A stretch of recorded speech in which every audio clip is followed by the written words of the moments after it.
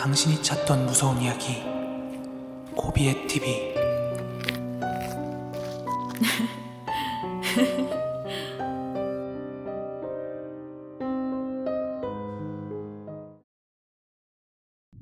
지금부터 들려드릴 이야기는요, 고비의 TV 구독자 지희님의 제보 사연인데요.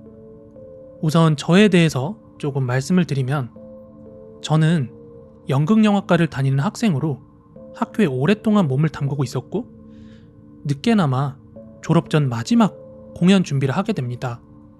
80명이 호흡을 맞춰서 준비하는 큰 뮤지컬 공연이어서 3개월간 피나는 노력을 하면서 열심히 공연 준비를 했었죠. 제가 했던 뮤지컬은 댄스 뮤지컬 장르로 늘 연습 시간이 끝나면 다들 녹초가 된 채로 집에 돌아가곤 했어요. 시간은 늘 새벽 1~2시쯤이었고요. 저는 통학을 하는 학생이었던지라 새벽 늦게 집에 돌아가도 다음날 또다시 학교를 가야 하는 무시무시한 스케줄을 소화해야 했습니다. 본론부터 들어가자면, 저는 단 한 번도 실제로 귀신의 존재를 눈으로 본 적은 없었어요. 우선 제 스스로가 겁이 많기도 하고, 기가 센 건지 아니면 너무 둔해서 눈치를 못 채는 건지 유독 제 눈에는 귀신 같은 게 비춰지지가 않더라고요. 아무튼 그날도 어김없이 새벽 늦게까지 연습을 끝마치고 당장에라도 쓰러질 것 같은 몸을 이끌고 버스 정류장으로 향했습니다. 제가 타는 버스는 딱 밤 11시 50분에 막차가 오는지라 그 버스를 놓치면 경기도에서 서울로 넘어가는 게 무척이나 곤란했어요. 그래서 무슨 일이 있어도 반드시 그 버스를 타야만 했죠. 그렇게 정류장에서 한 10분 남짓 기다리니까 저 멀리서 버스가 다가오는 게 보이더라고요. 그리고 문이 열리자마자 카드를 찍고 바로 자리에 앉았습니다. 저는 항상 버스를 탈 때면 차멀미 때문에 운전하는 기사님 바로 뒷자리에 맞은편, 그러니까 열리는 앞문 바로 앞에 앉곤 하거든요. 그 자리가 앞 공간이기 때문에 문도 트여 있고 멀미를 하지 않아도 돼서 저한텐 굉장히 적합한 좋은 공간이더라고요. 아무튼 얼른 집에 가서 눈을 붙여야지 하면서 멍하니 창밖을 바라보면서 가고 있었거든요. 그러다 어느 순간부터 제가 창문에 기댔던 몸을 일으키게 됐어요. 새벽에 지나치는 정거장에는 사람이 서 있는 경우가 굉장히 드물어요. 간혹 저처럼 늦은 시간까지 뭘 하다가 이동하는 사람들이 있긴 한데 그럼에도 불구하고 엄청 드물거든요.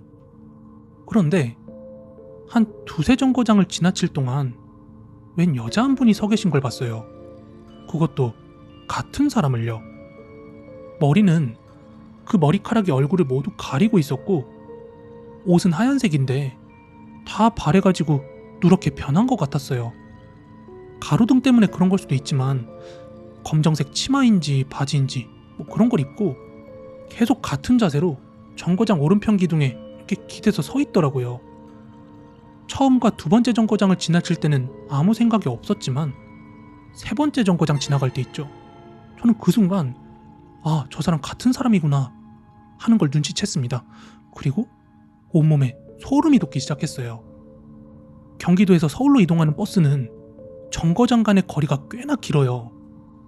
그러니까 같은 사람이 서 있는 거 그 자체가 말이 안 된다는 거죠. 그래서 헛걸 본 거겠지 하면서 제 스스로를 위안했지만 저는 다음 정거장에 오는 것이 두려웠습니다. 혹시 또 그 여자분이 서 있으면 어떡하지? 아닌가? 내가 피곤해서 잘못 본 걸까? 여러 가지 복잡한 생각들이 드는 와중에 버스 안에서는 다음 정거장에 곧 도착한다는 안내방송이 울려 퍼졌습니다. 그냥 눈을 감고 있을까? 어쩌지? 하고 있는 순간 4번째 정거장에 도착을 했습니다. 그리고 저는 본능적으로 그 정거장에 시선이 갔어요. 그런데 다행히도 이번에는 그 여자분이 안 서 계시더라고요. 그래, 역시 내가 헛것을 본 거겠지 하면서 정거장에서 시선을 떼고 정면을 바라보는 바로 그 순간 저 진짜 기절할 뻔했습니다. 아니, 지금 생각해보면 잠시 기절했을지도 모르겠어요. 버스 전면 앞유리에 손바닥과 얼굴을 바짝 붙인 채로 저와 눈이 마주쳤습니다. 짧은 순간이었지만 저 분명히 봤거든요. 아까는 머리카락으로 가려서 보이지 않던 그 얼굴이 정확히 보였습니다. 그 눈은 저를 바라보고 있더라고요. 표정은 웃는 것도 아니고 화난 것도 아니고 가만히 저를 쳐다보고 있었습니다. 저는 차라리 꿈이었으면 싶었어요. 버스 안에서의 시간은 멈춰버린 것만 같았고 저는 귀신과 눈을 마주치면 안 된다는 그런 말들이 맴돌아가지고 굳어버린 몸을 겨우겨우 핸드폰 쪽으로 고개를 돌렸습니다. 그렇게 핸드폰을 보고 있다가 왠지 모르게 다시 고개를 들었을 때는 그 여자분은 사라지고 없었습니다. 그 순간 저도 모르게 눈물이 막 쏟아져 나오더라고요. 그래서 남자친구며 같이 연습했던 동료며 이곳저곳에 전화를 하면서 방금 전에 제가 봤던 그 여자에 대해서 막 이야기하면서 펑펑 울었습니다.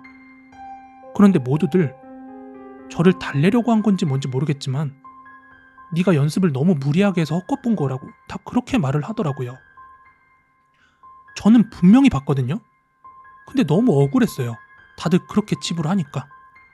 그렇게 눈물 콧물 다 쏟고 무선 이어폰도 뺀 채로 마음을 추스려 보려고 하고 있었거든요.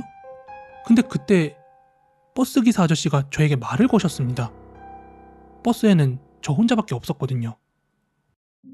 아가씨, 왜 울어요? 뭐 봤어요? 여자!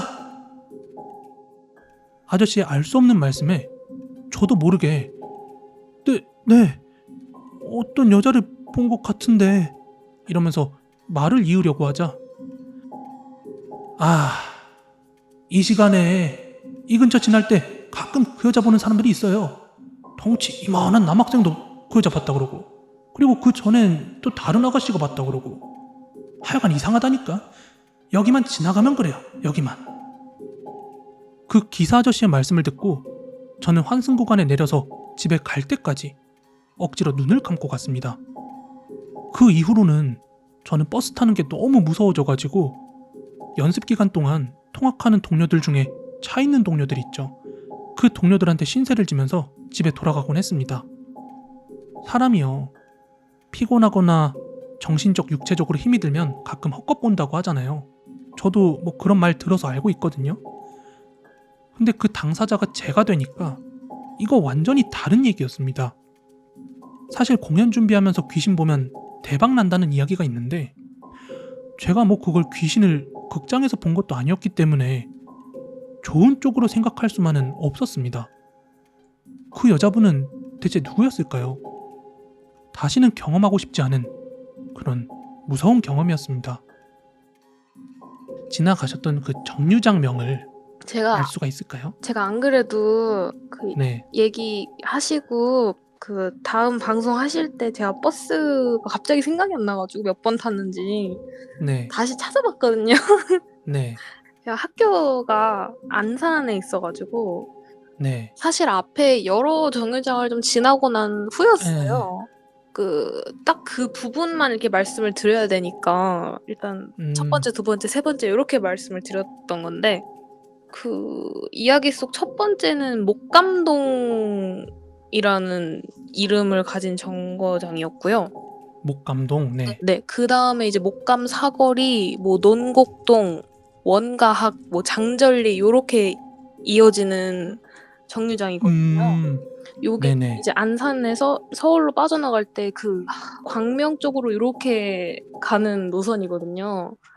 네네네, 네. 그래가지고 목감동부터 해서 방금 말씀드렸던 장절리, 사들 뭐 여기까지 그 사이에 일어났던 일이어가지고 기사분 기준으로 오른쪽 뒤편에 앉아있던 거잖아요. 맞아요. 네. 기사분께서 지인님이 막 울고 있다든지 아니면 전화통화를 한다든지 그런 걸 네. 보고서 이렇게 말을 거신 거예요? 네, 그러신 것 같았어요. 왜냐면 일단 네. 저 혼자밖에 없기도 했고 네. 제가 너무 앞에서 바로 옆에서 대놓고 너무 울면서 전화를 하면서 난리를 쳤기 때문에 네. 아마 그냥 그런 일이 없었어도 왜 저러나 싶으셨을 거예요, 진짜. 근데 이제 제가 얘기를 할 때 뭐 정류장 얘기하면서 뭐 여자 얘기하고 막 이러면서 울었으니까 너무 정확하게 전달을 하면서 통화를 해가지고 그래서 아마 바로 알아들으시고 말 거신 거 아닌가 하는 어. 생각이 듭니다.